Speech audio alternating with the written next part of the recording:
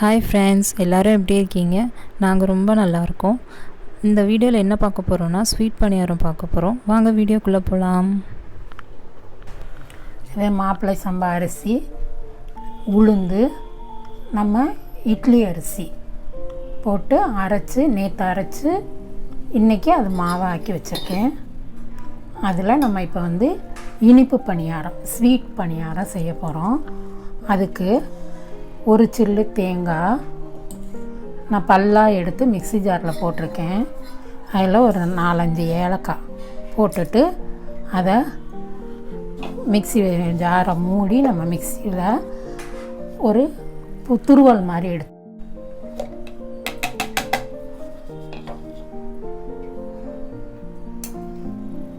தேங்காய் துருவல், ஏலக்காய் போட்டு தேங்காவை மிக்ஸியில் லைட்டாக ஒரு ஓட்டி வச்சுருக்கேன். அதில் ஒரு ஸ்பூன் கூட தேவை இருக்காது. சும்மா அந்த தேங்காய் வதங்கிறதுக்காக கொஞ்சோண்டு நெய் ஊற்றி அந்த தேங்காவை லேசாக வதக்கி மாவில் கொட்ட போகிறோம்.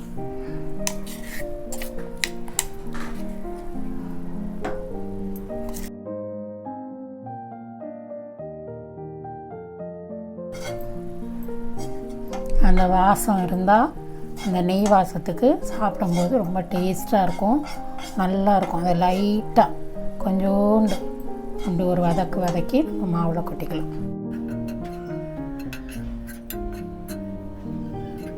அடுத்த தேங்காய் அதை நம்ம இப்போ மாவில் கொட்டிக்கலாம்.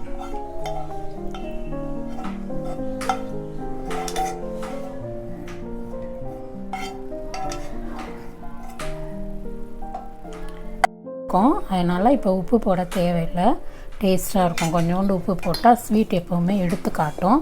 இப்போ நான் தேங்காய் போட்டு கலக்கிட்டேன். இதில் நமக்கு தேவையான அளவு நாட்டு சர்க்கரை இல்லைன்னா மண்டை வெல்லம். நான் இன்றைக்கி ஒரு கப்பு அளவு, அரை கப்பு அளவுக்கு அந்த மாவுக்கு தேவையான அளவு உங்கள் டேஸ்ட்டுக்கு ஏற்ற மாதிரி நாட்டு சர்க்கரை போட்டுக்கலாம், இல்லைன்னா மண்டை வெல்லம் போட்டுக்கலாம். நான் மண்டை வெல்லம் போட்டு இப்போ கலந்துக்கிறேன்.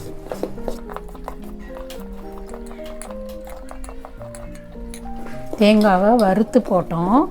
அதில் நல்லா சின்ன பிள்ளைங்கள்லாம் குழந்தைங்கள்லாம் சாப்பிட்றதா இருந்தால் பல்லாக வெட்டி அந்த தேங்காய் அதை நெய்யில் லேசாக இது பண்ணி இந்த மாவை நம்ம பணியாரக்கல்லில் ஊற்ற போகிறோம். இப்போ எப்படி வருதுன்னு பார்க்கலாம்.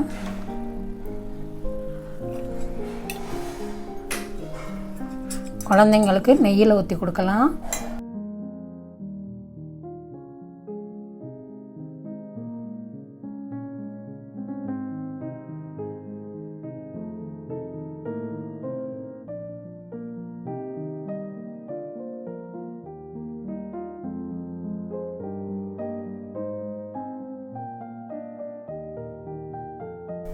அதை நம்ம பணியாரக்கல்லில் ஊற்றிட்டோம். இப்போ மூடி வச்சு ஒரு 5 நிமிஷம் அதை வேக விடலாம்.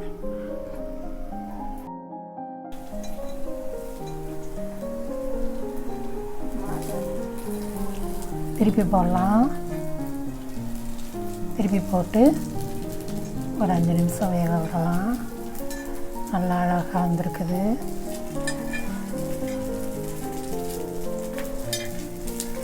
இது குழந்தைங்களுக்கு ரொம்ப பிடிக்கும்.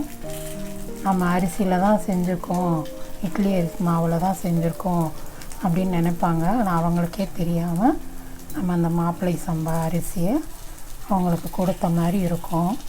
செஞ்சு பாருங்கள் வீட்டில்.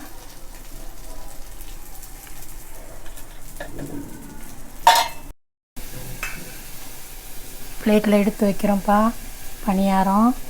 பாருங்கள் எப்படி அழகாக இருக்குதுன்னு. சாப்பிட்றதுக்கும் சுவையாக இருக்கும்.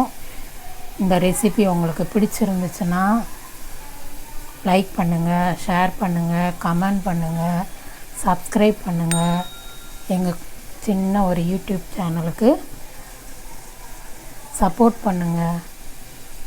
தேங்க்யூ. நீங்கள் இந்த வீடியோ இதோட முடிஞ்சிச்சு.